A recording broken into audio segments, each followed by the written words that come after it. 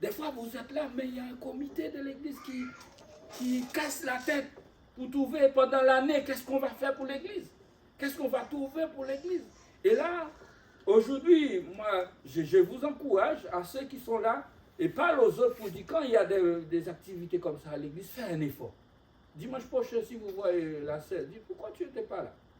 Pose la question. Ma sœur, je t'encourage à venir dans des moments comme ça. Dieu nous a parlé, Dieu nous a touchés. C'est un bel moment.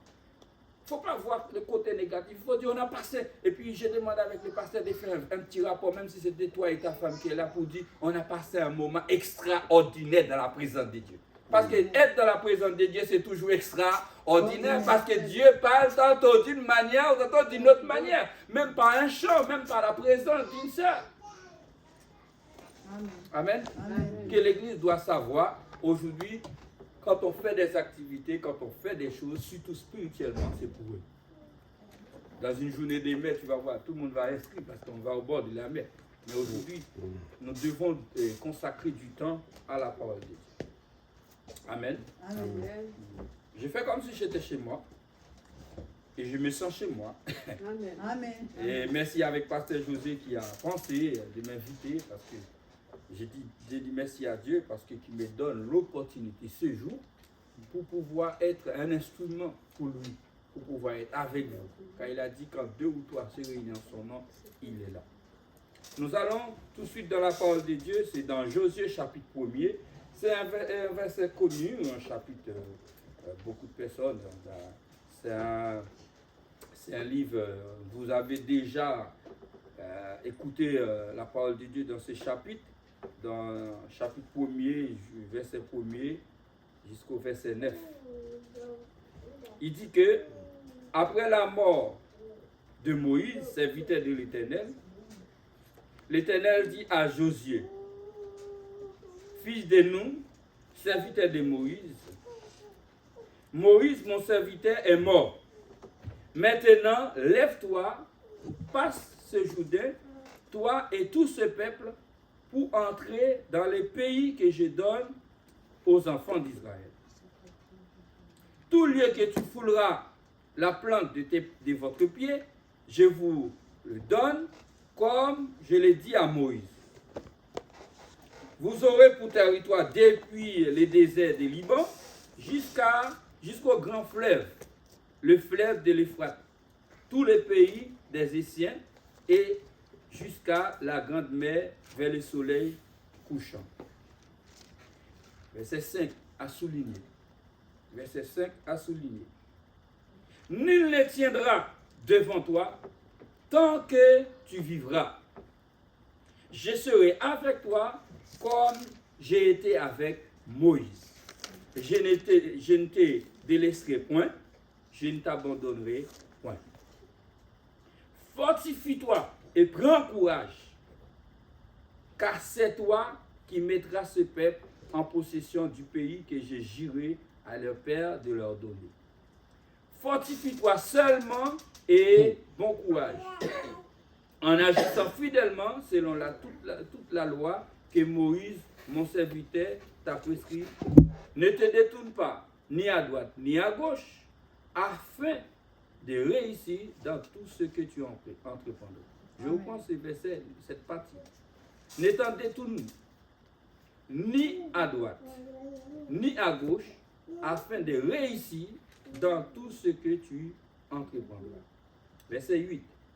Que ce livre de la loi ne s'éloigne point de ta bouche, méditez-le jour et nuit, pour agir fidèlement selon tout ce qui est écrit, car c'est alors que tu auras du succès dans tes entreprises.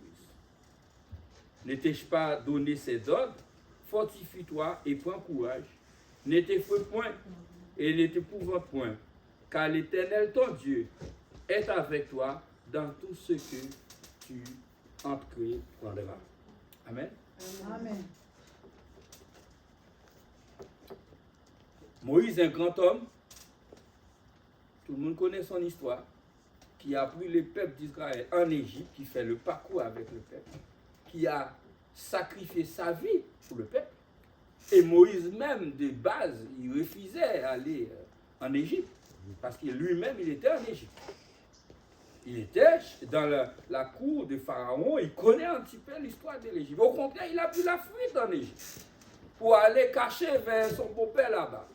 Mais Dieu a fait en sorte que, bon, Moïse, c'est toi. Tu veux cacher, tu veux courir, mais c'est toi. Je te cherche. Parce qu'il veut utiliser Moïse comme son instrument. Et là, Moïse, il cherchait des excuses, mais Dieu a dit, en tout cas, si tu veux, prends ton frère Aaron avec toi, vas-y. Mais l'essentiel, c'est toi, j'ai confié la mission. Tu y vas. Et vous connaissez bien l'histoire de Moïse. Il a fait l'histoire. Et devant Pharaon, il a vraiment manifesté toute la grandeur, toute la puissance de Dieu. Il a fait son parcours. Mais au bout d'un temps, Moïse a pris aussi des déceptions. Parce qu'aujourd'hui, ne t'étonne pas avec les personnes que tu fais du bien et qui te critiquent tous les jours. Ne te détonne pas avec des personnes que tu veux monter du haut et puis en même temps, il y a des personnes plus tu veux monter, Vous comprenez, mes bien-aimés? Parce qu'il y a des personnes, ils sont dans une situation difficile. Quand il est dans une situation difficile, il voit ton importance. Mais quand la situation difficile est finie, il t'oublie déjà. C'est Israël, enfin. Vous plaisir, Israël, quand même. Des fois, Pharaon, vous étiez comme esclave, il vous maltraitait, fait n'importe quoi. Et Moïse a sacrifié sa vie pour vous ramener quelque part. Il a mis sa vie en péril devant Pharaon. Et Pharaon, c'était un homme, il ne joue pas. Il est prêt à tout faire. En plus, il avait plein de magiciens. Il pouvait, mais comme je vous dis, quand Dieu est avec toi, l'homme peut être mauvais, peut être méchant, ou peu importe qui fait des choses, mais Dieu va te protéger toujours. Donc, Moïse a sacrifié sa vie, il a amené Israël, et là où, dans le désert, vous connaissez bien l'histoire, et là, Moïse a censé perdre sa vie même à cause du peuple. Pourquoi? Parce qu'il y a un moment, ils ont tellement saccagé, bousculé Moïse. Et voilà. Moïse, un moment, il n'a pas su écouter. Quand la manière Dieu l'a dit de faire les choses, il a fait le contraire. Parce qu'il est sous la pression du peuple. Le serviteur est parti. Et tout de suite, quand Moïse est parti, Dieu voit déjà un homme. C'est pour ça, dans vos parcours, Dieu met toujours quelqu'un. Dieu met toujours quelqu'un à côté de toi. Et c'est pour ça, une servante de Dieu ou un serviteur de Dieu, il faut voir celui qui est à côté de toi. Est-ce qu'il est prêt à te monter ou est-ce qu'il est prêt à te descendre? Il faut toujours accompagner des personnes qui te montent. Je pense que Josué était là, mais comme un serviteur brillant, comme un serviteur qui donne tout entier dans le ministère de Moïse, alors Dieu a flashé directement pour dire, bon, mon serviteur Moïse est parti, c'est toi. C'est toi qui vas prendre le peuple, etc. pour amener. Josué pouvait chercher plein d'excuses pour dire à Dieu, je ne veux pas.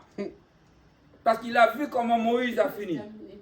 Il a vu dans les conditions que Moïse, il a vu toutes les souffrances que Moïse a traversées avec ce peuple. Il pouvait dire Dieu, non.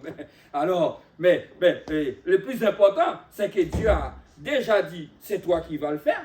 Il a dit tout l'endroit que tu foules tes pieds déjà, je t'ai donné. Ça veut dire avant Dieu t'a dit à Josué, tu y vas, mais il fait des choses pour montrer à Josué, non, tu y vas, c'est pas toi, mais c'est moi. En fait, tu y vas, c'est moi qui va avec toi. Hein? Amen? Amen. Amen, mes bien-aimés? Amen. Est-ce que vous êtes avec moi? Oui. Amen. Il a dit, nul, verset 5, il a dit à Josué, il t'a assuré tout de suite pour dire, nul ne tiendra devant toi. Ça veut dire là, il l'a assuré totalement dans verset 5, il a dit avec lui, t'inquiète pas, les territoires, tu vas l'avoir. Il a expliqué à Josué, voilà ton parcours, mais il a dit, nul ne tiendra devant toi tant que tu vivras. Je serai avec toi comme j'ai été avec Moïse, je ne te laisserai point et je t'abandonnerai point. Amen. Amen. Quand Dieu t'envoie, quand Dieu est avec toi, quand Dieu veut t'utiliser, t'inquiète pas, il est avec toi. Amen. Dieu n'appelle jamais son serviteur dans une situation et puis il va te laisser. C'est pas comme tes amis qui est monté dans le monde avec toi, qui est monté là, et puis il t'a lâché là-haut. Tu sais même pas comment descendre. Amen. Mais j'ai envie de te dire, peu importe, il fait tout ce qu'il veut, si Dieu est avec toi, tu vas toujours victorieux. Amen. La victoire est toujours avec toi parce que Dieu est avec toi. Alors, Dieu a rassuré directement Josué pour dire, t'inquiète pas, allez, vas-y, je suis avec toi, je ne t'abandonnerai pas. Dans verset 6, il a dit, fortifie-toi et prends courage, car c'est toi qui mettras ce peuple en possession du pays que j'ai juré à leur père. Ce que j'avais promis à Abraham, avec toutes les générations, t'inquiète pas, c'est toi. C'est toi qui vas faire. Quand Dieu dit c'est toi, c'est toi. Ça ne sert à rien de regarder sur les autres, c'est toi. Amen. Amen. Amen. Il y a des choses à l'église à faire, tu commences à réfléchir, ouais, ça c'est pas mon domaine. Non, mais Dieu t'a dit déjà, c'est toi.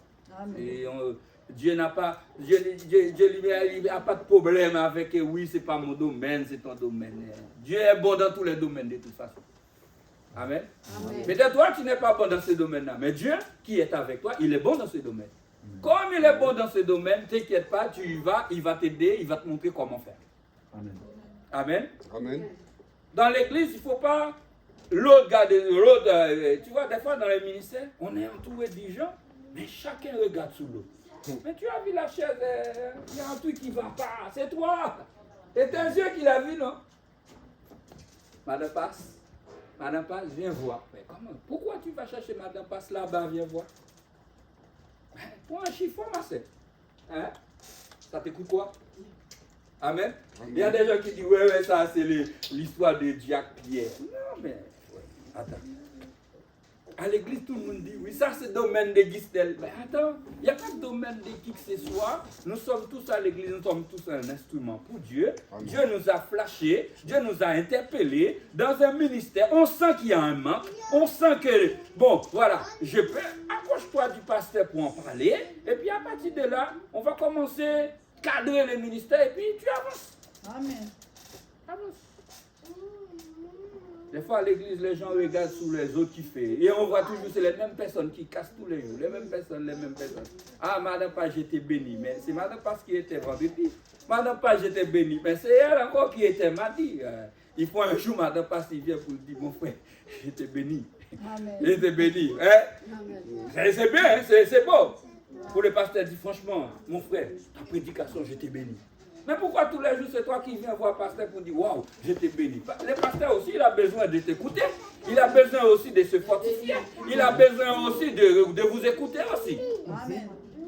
Un pasteur qui est dans une église, c'est lui tout le temps qui a la parole, qui parle la parole, qui prêche la parole. Oh, des années, des 10 ans, c'est lui. Mais à un moment aussi, il a besoin de nourrir. Il a besoin lui-même d'écouter pour voir est-ce que son église a progressé. Est-ce que tous les messages que j'ai donnés, est-ce qu'il y a quelque chose? Alors là, Josué, il continue à faire son parcours tranquillement. Il continue à avancer tranquillement. Parce qu'il est sûr qu'il n'est pas tout seul. Dieu est avec lui. Amen. Dieu est avec lui. Quand Dieu est avec toi, ma soeur, tu n'as pas besoin de peur, rien du tout. Parce que Dieu, il vous a dit déjà, prends courage, car je suis avec toi. Et quand Dieu t'appelle, il ne t'a pas appelé pour te lâcher tout seul. Il est tout le temps derrière toi. Même quand tu dors, il dit, ma soeur, voilà, il te corrige, il te montre comment faire, etc. Mais la seule chose, et je vais venir sur le point essentiel, quand on est appelé par Dieu, quand Dieu veut nous utiliser, la seule chose Dieu attend de nous, que nous donnons la priorité à sa parole. Ouais. Et là, aujourd'hui, c'est les manques qu'il y a. Dieu m'a appelé. Mais depuis quand tu as été formé? Dieu m'a appelé. Mais depuis quand tu étais à l'étude biblique? Dieu m'a appelé. Mais est-ce que dans l'école du dimanche, tu étais un jour participé à l'école du dimanche? Non. Dieu m'a appelé. Mais il y a l'école biblique. Est-ce qu'un jour tu as été participé dans les séminaires? Parce que les formations, on ne sait pas comme ça. Et je ne suis pas sûr Dieu va appeler quelqu'un et qui n'arrive pas du tout à s'exprimer. Parce que Dieu va te former d'abord. Amen. Dieu appelle, mais il va te former. Dieu n'appelle personne pour dire, oui, bon, mon frère, je t'ai appelé, tu peux aller comme ça. Non, tu vas, mais avec la parole. Amen. Avec la parole. Dieu n'appelle jamais à faire le ministère des gens, appelle déjà à faire le ministère sans la parole. Impossible. Amen. Parce que Dieu lui-même est la parole. Et c'est lui qui t'a appelé lui-même, il est la parole. Parce qu'il dit la parole se fait chair. C'est lui-même. Amen, mes bien-aimés. Amen. Amen. Fais de Dieu ta priorité, mes bénis.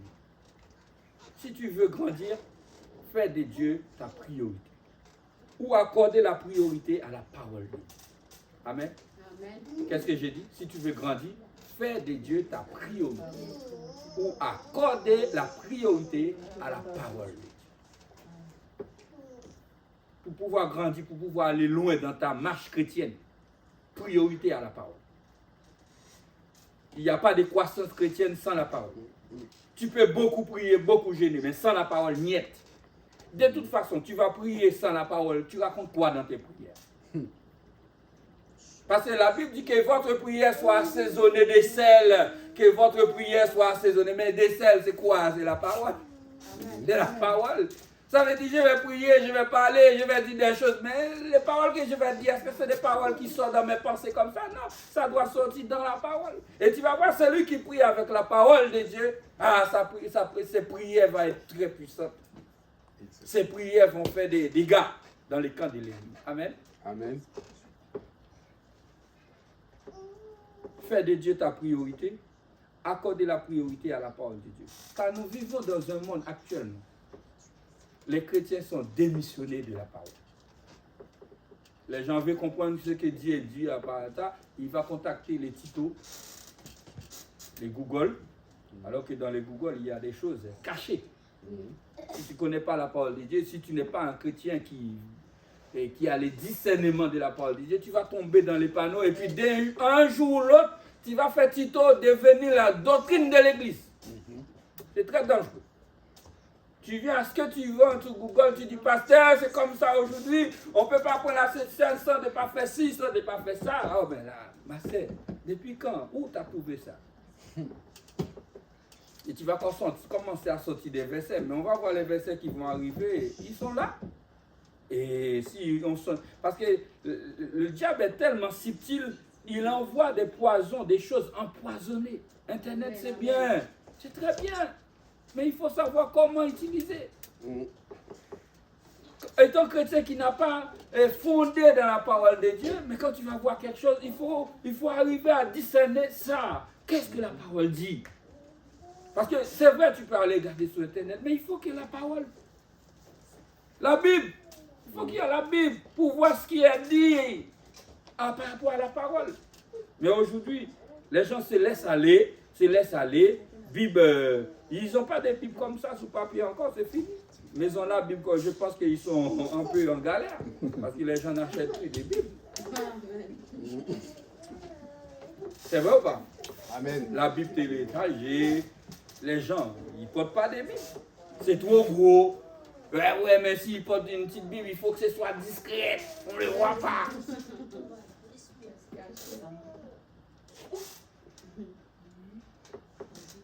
En tout cas, Josué étant un leader qui va conduire le peuple, Dieu va lui montrer que je suis avec toi, fortifie-toi, seulement aie bon courage.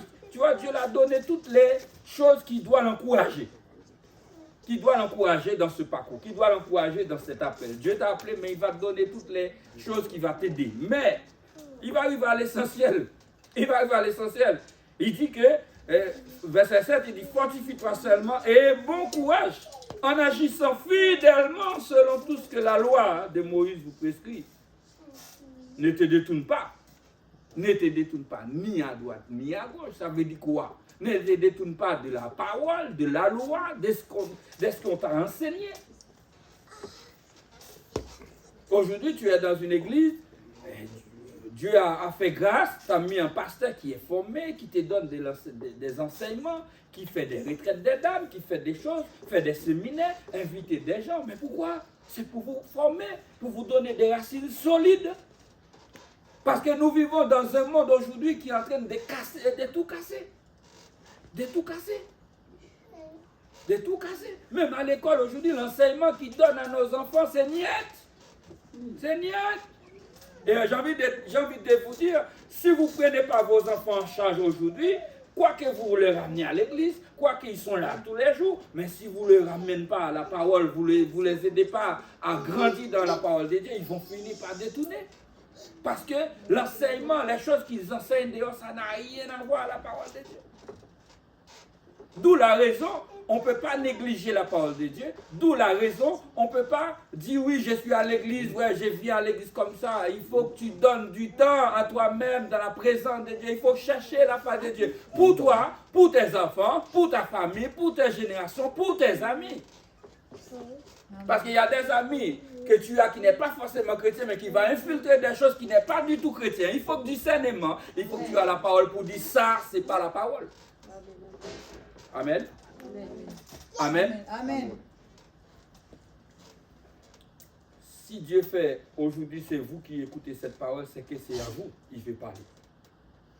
C'est peut-être vous qui va aider les autres à prendre en charge ou à prendre en considération. Aujourd'hui, à arrêter pour dire avec les gens, arrêtez de minimiser la parole. Les gens, aujourd'hui, tout ce qui est d'études bibliques, les pasteurs aujourd'hui, ils ont du mal à faire études bibliques. Qui va venir? Et ça ne date pas de 2025. Hein. Ce que j'ai dit là, ça ne date pas de 2025, ça date. Et le Covid encore. Tout le monde excuse Covid. Ils mettent tout sous Covid, depuis le Covid. Oui, mais depuis le Covid était venu, il est passé, ça y est, on l'a vu. Hein. Depuis le Covid, après le Covid, tout le monde reprend le travail, non? Tout le monde a... Hein? Au contraire, il y a des emplois, il y a des gens qui...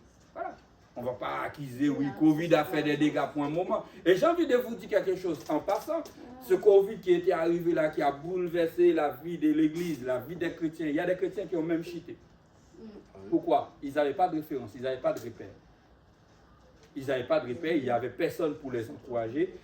Comme c'est des chrétiens ballototes, un moment à gauche, un moment à droite, ils n'ont pas de position. Et au final, ça y est. Ça y est. Parce que si tu n'as pas la base de l'évangile, si tu n'as pas la base de la parole, les vents, les fausses doctrines vont finir par t'emporter. Amen. Tu peux bien avoir un frère bien briller à l'église, mais comme il n'a pas la base, n'importe qui peut venir le prendre et partir sous prétexte de n'importe quoi. Amen. Ce que j'ai dit là, le pasteur, il sait bien.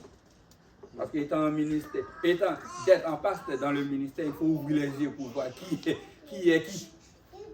Qui est qui? Tout à fait. Et celui qui accompagne le pasteur doit faire en sorte que pour regarder, pour viser bien qui est qui. Parce que le pasteur, souvent, il ne voit pas, mais sa femme va voir. Il ne voit pas, un autre frère va voir. Parce qu'avant même de mettre cette personne-là, est-ce qu'il est stable? Parce qu'il y a des chrétiens qui ne sont pas stables. Comme il n'a pas la parole, comme il ne lit pas la parole, il lit rien, il ne fait rien du tout, il est juste là, il n'est pas stable.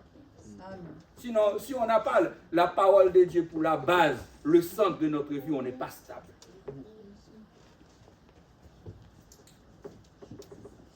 Il dit à Josué, fortifie-toi seulement et bon courage en agissant fidèlement à la parole. Et surtout, ne te détourne pas ni à droite ni à gauche afin de réussir dans tout ce que tu entreprendras. Il n'y a pas de réussite sans la parole. Toute réussite sans la parole, c'est échec total. Amen. Amen. Tu veux acheter une maison? Lis la parole, priez, Dieu va t'orienter. Et tout ce que tu fais avec Dieu, t'inquiète pas, tôt ou tard, tu vas toujours voir les progrès, l'avancement. Parce qu'il y a des chrétiens qui sont stables. Sa vie n'avance pas. Tu le vois aujourd'hui, même pas, ouais. Tu le vois demain, rien n'a été changé. Ses prières n'ont pas été changées. Le comportement n'a pas été changé. Mais à un moment, il faut laisser la place à la parole pour que la parole puisse te restaurer, pour que la parole puisse prendre la place en toi. Et après, à ce moment-là, tu peux faire des progrès dans ta vie. Verset 8, que ce livre de la loi. Alors tout au début, Dieu est en train de dire à Josué, c'est vrai, je t'appelle, tu vas faire ci, tu vas faire ça, je suis avec toi, ne détourne pas, tac, tac. Il a dit, mais là, les conditions pour que tu puisses arriver à ramener mon peuple là où je veux, il faut que ce livre de la loi ne s'éloigne point de ta bouche, médite-le jour et nuit pour agir fidèlement selon tout ce qui est écrit. Car c'est alors que tu auras du succès dans tes entreprises. C'est alors que tu réussiras. Fais de Dieu ta priorité. Accordez la priorité à la parole de Dieu pour que tu puisses réussir dans ta vie chrétienne. Si tu veux réussir dans ta vie chrétienne, déjà, mets Dieu en priorité. Mets la parole de Dieu en priorité. Et après, le reste, Dieu va s'en occuper. Amen. Amen. Mets Dieu d'abord dans tout ce que tu fais. Aujourd'hui, la parole de Dieu devait être la base. C'est pour cela que nous devons étudier-la, écouter-la, méditer-la, mémoriser-la, pratiquer-la et obéissez-nous. J'ai dit beaucoup de choses. Tout ce thème que j'ai cité là, c'est un message. C'est un message. Je vais le reprendre. Amen. Fais de la parole de Dieu ta priorité. Mais, pour que la parole de Dieu devienne vraiment ta priorité, j'ai bien dit premièrement, je ne vais pas les détailler, parce que détailler, c'est beaucoup de choses. Ça, c'est des études. Et vous avez un pasteur, Dieu merci, qui est formé, qui peut vous challenger par rapport à ça. Amen. Étudiez-la. Parce que étudier là, c'est pas juste... voilà. Étudier quelque chose que tu veux étudier, c'est quelque chose que tu restes là-dedans. Quelque chose que tu fais le quotidien. Et la Bible dit jour et nuit. Donc il faut rester là-dedans. Écoutez-la. Parce que des fois, la parole de Dieu parle pour dire, ma soeur, c'est pas comme ça. Mais tu veux faire à ta sauce. Combien de fois on passe à côté des choses parce qu'on n'a pas écouté la parole de Dieu? Des fois, Dieu fait exprès, tu ouvres la Bible et puis tu tombes exactement sur ce que ta vie a besoin. Amen. Et tu fais semblant, tu passes l'autre page. Tu vas dans Somme. Ma soeur, tu n'es pas dans Somme là. On t'a ramené là, tu restes là. Amen. Amen. Si tu n'as pas compris, tu lis encore. Si tu lis ce passage, ça t'a interpellé. Il faut dire, Seigneur, quand tu n'arrives pas à comprendre, priez pour dire, Seigneur, qu'est-ce que tu veux me dire? Et c'est là, tu vas comprendre que la voix que tu vas prendre là, c'est pas ça. Il faut écouter cette parole. Dieu met la parole dans nos cœurs pour nous parler tous les jours. Mais souvent, on fait la sourde oreille, on n'entend pas. Méditez-la. Méditez-la. Il faut manger la parole jusqu'à ce que tu es rassasié. Et tu es en réserve. Tu es en réserve. Amen. Et quand tu as la parole de Dieu en réserve, bien aimé, un jour tu vas être à l'hôpital, tu n'as pas la Bible dans ta main, mais la parole qui est en réserve dans ta vie va te servir. Amen. Il y a des gens, même quand il va sous son dernier souffle, la parole de Dieu reste là, parce qu'il avait déjà mangé suffisamment la parole pour qu'il puisse en avoir en réserve. Amen. Amen. Amen. Donc quand tu as la parole de Dieu en réserve, et en toi, ta vie chrétienne est vraiment garantie, il n'y a pas de souci, il n'y a pas de problème. Les grosses vents doctrines qui vont passer, les fausses doctrines, les choses, tu es tranquille. Tu es tranquille. Mémorisez-la. On n'est pas des chrétiens pour oublier à chaque fois. Frère Pierre, là, 4 dimanches, il donne un texte d'or. Personne n'est là pour retenir ça. C'est quoi ça? Attends. Vos mémoires, elles sont où? Et quand vous mettez 20 € quelque part, tu sais déjà où il est.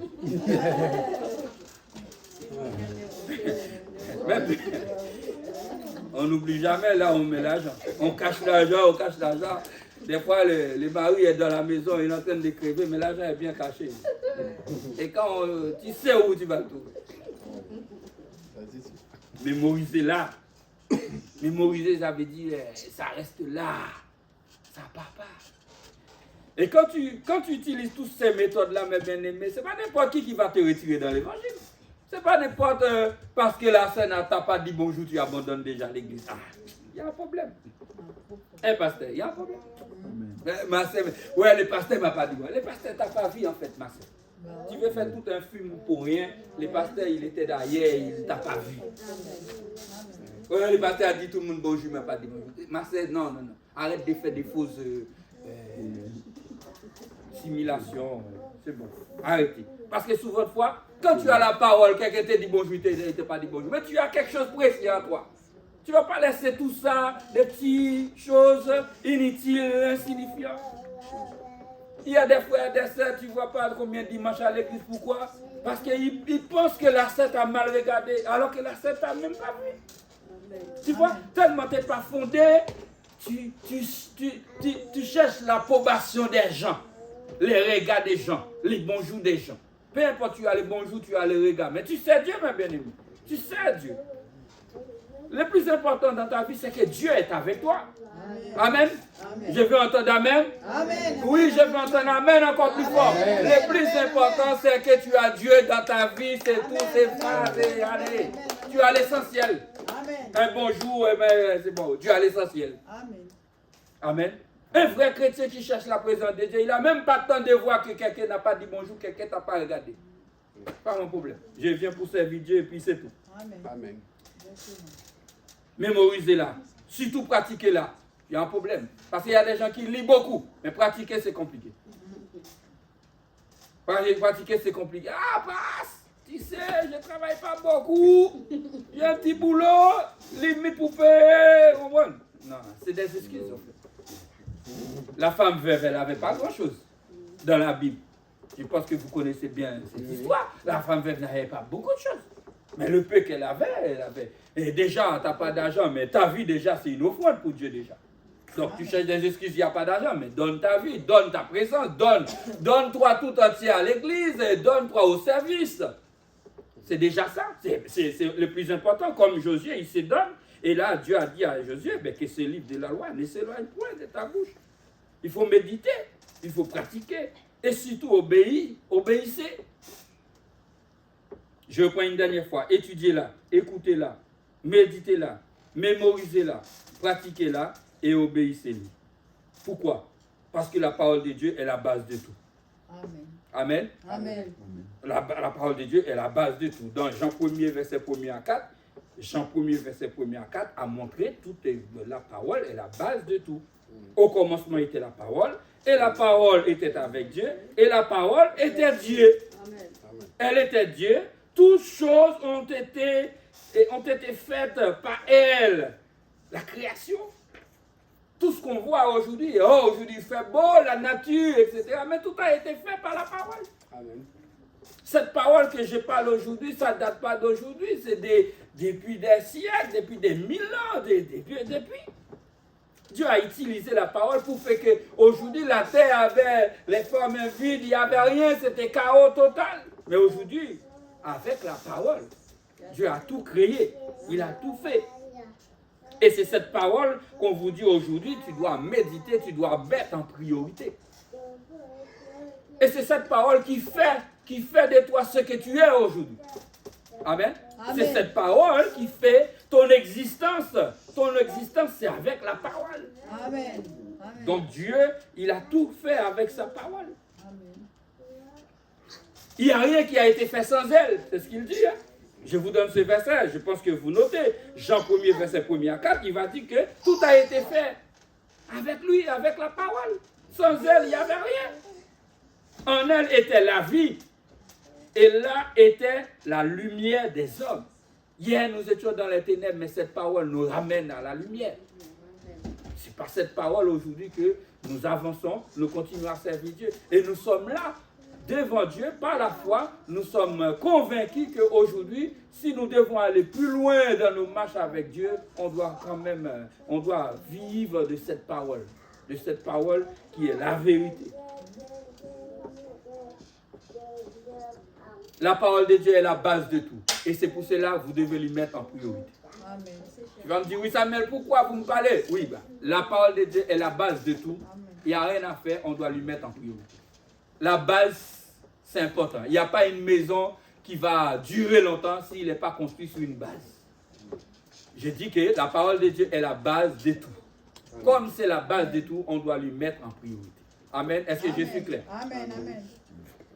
La parole de Dieu est une lampe à nos pieds et une lumière sous nos sentiers pour nous guider. Aujourd'hui, on veut aller faire quelque chose, il faut qu'on ait la parole. Sans la parole, nous allons tomber dans n'importe quel piège, dans n'importe quoi, mais nous avons besoin de la parole. Elle est une lumière à nos pieds pour nous éclairer, pour nous guider et nous conduire dans la bonne voie. Psaume 119, verset 105. Le psaume le plus long, le psaume que beaucoup de chrétiens sont détestés. Mais je vous encourage, petit à petit, essayez de voir si tu peux lire ces psaumes. Il y a beaucoup de choses qui sont dites par rapport à la parole. Psaume 119. Amen. Amen. Il dit la parole, c'est une lampe à nos pieds. Josué a besoin de cette parole pour conduire là où il va, parce que Josué va rentrer va sortir d'un point A pour aller à un point B. Il a besoin de la parole pour savoir est-ce qu'il doit faire à gauche, est-ce qu'il doit faire à droite, là où il va. Parce que Joseph va rencontrer beaucoup d'ennemis, frère Pierre. Il avait besoin de cette parole pour lui dire, là c'est bon, là c'est pas bon, il faut aller comme ça. Amen. Donc, la parole de Dieu devait être notre guide constante dans nos marches avec Dieu. Je vais terminer bientôt parce que pour parler de la parole de Dieu, pour parler de ce sujet, c'est large, c'est grand, il y a beaucoup de choses. Mais nous devons retenir aujourd'hui, la parole de Dieu est la base de tout.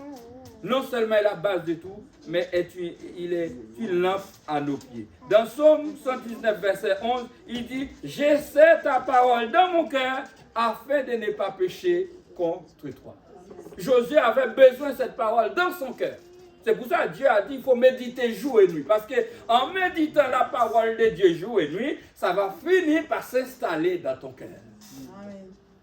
Amen. Amen. Parce que dans nos cœurs, il peut y avoir beaucoup de choses. Mais plus qu'on médite la parole de Dieu, il n'y aura pas de place. Il n'y aura pas de place pour autre chose. Rentre. Fais une semaine de ne pas prier, tu vas voir. Un vrai chrétien, de ne pas prier une semaine, tu vas voir comment ça se passe. Tu vas vivre. Eh oui, mais toi, un petit visage fainé, écrit. Mais regarde, quand tu pries, même si ce n'était pas beaucoup, quand tu pries, tu sens, je suis en forme. Quand tu te lèves le matin et tu as prié, même si c'était 5 minutes, tu vas passer une belle journée. Amen. Amen. Une belle journée. Parce que tu as la présence de Dieu. Tu as la parole de Dieu en toi. J'essaie. Josué avait besoin de serrer sa parole. La parole de Dieu dans son cœur. Afin de ne pas pécher contre Dieu. Parce qu'il a un parcours, il a une mission, il doit serrer la parole de Dieu dans son cœur. Pourquoi? Je vais finir par là parce qu'on ne peut pas tout dire. Parce que ça c'est un sujet sur long terme. Mais je vous dis, pourquoi dans mon cœur? Pourquoi la Bible dit dans mon cœur? Parce que le cœur de l'homme est le siège de toute pensée. Le cœur de l'homme est le siège de toute pensée. Quelle qu'elle soit bonne ou mauvaise, le cœur de l'homme est là pour penser. Ça veut dire que toute pensée peut venir dans mon cœur. Donc si je n'ai pas la parole de Dieu, pour pouvoir faire un tri. Parce que dans mon cœur, je peux penser du mal. Mais comme la parole de Dieu est installée dans mon cœur, donc je vais refuser de faire le mal, les mauvaises pensées qui viennent dans mon cœur, pour pouvoir faire la bonne chose qui vient dans mon cœur. Parce que si tu n'as pas la parole de Dieu, tu n'arrives pas à faire un choix. Tu n'as pas vu, il y a beaucoup de personnes qui n'arrivent pas à prendre des bonnes décisions pour sa vie. Parce que dans ses pensées, il y a trop de choses. Dans ses pensées, il y a trop de choses. Comme il y a trop de choses, il n'arrive pas à faire un choix. C'est ça. J'ai fait mes tours. Parce que si j'ai fait mes ça suffit.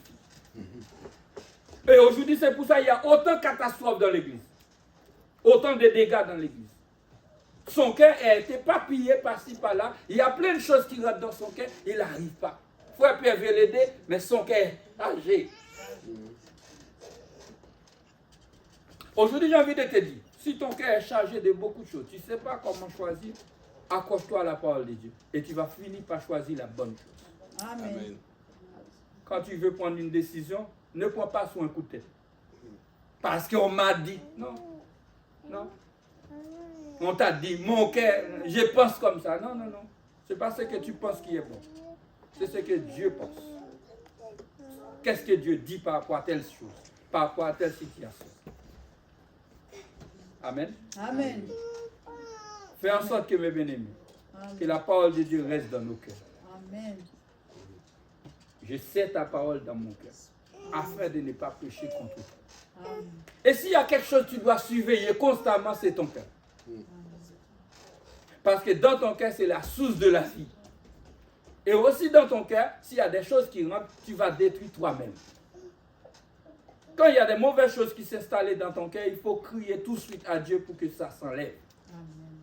Et c'est là aussi, il y a l'amertume, il y a la jalousie, il y a la rancune, il y a toutes choses. Parce qu'une fois qu'il est rentré, tu laisses s'installer.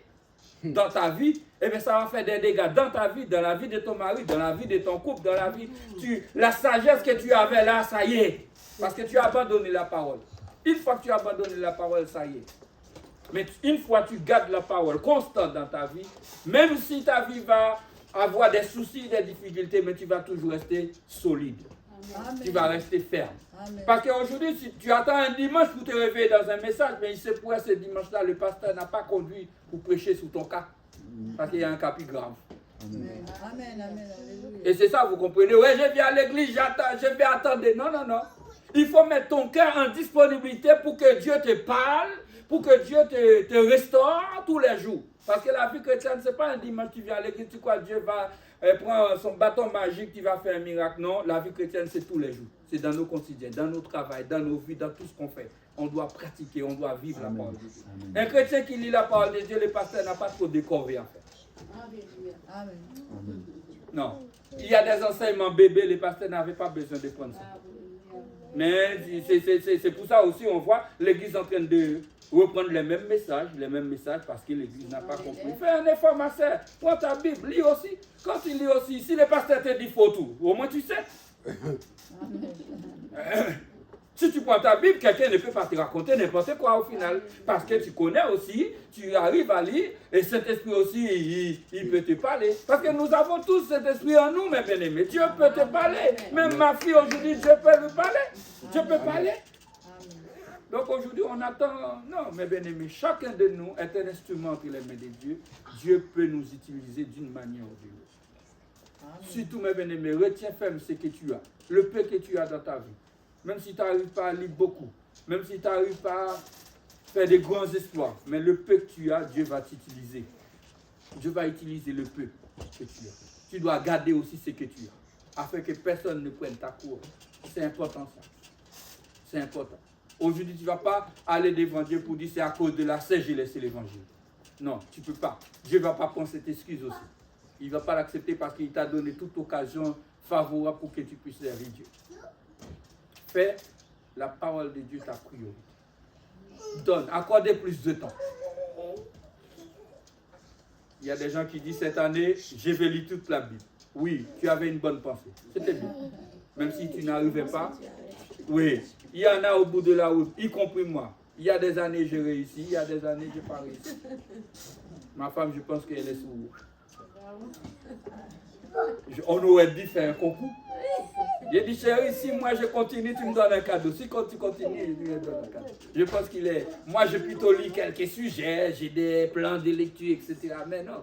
Mais je pense qu'il y a des plans de lecture, par exemple. Il y a des fois, il faut commencer par Genèse, il faut commencer, mais commencer dans le sens que tu penses que ça va être bon pour toi. Mais au moins tous les jours, tu passes quelque chose. Au moins tous les jours, tu ouvres la parole. C'est pas question, oui, j'ai lu toute la Bible tout entier. Ouais, mais il y en a qui lisent la Bible tous les ans, mais sa vie reste pareille. C'est pas le but, je lis. Oui, mais je lis la Bible tout entier. Mais ma vie, qu'est-ce qui a changé? Qu'est-ce que la parole a apporté dans ma vie? Est-ce que le pasteur a vu en moi, il y a des changements, il y a des nouveautés? Il faut que le pasteur voit en toi. Ah, ma sœur, j'ai vu.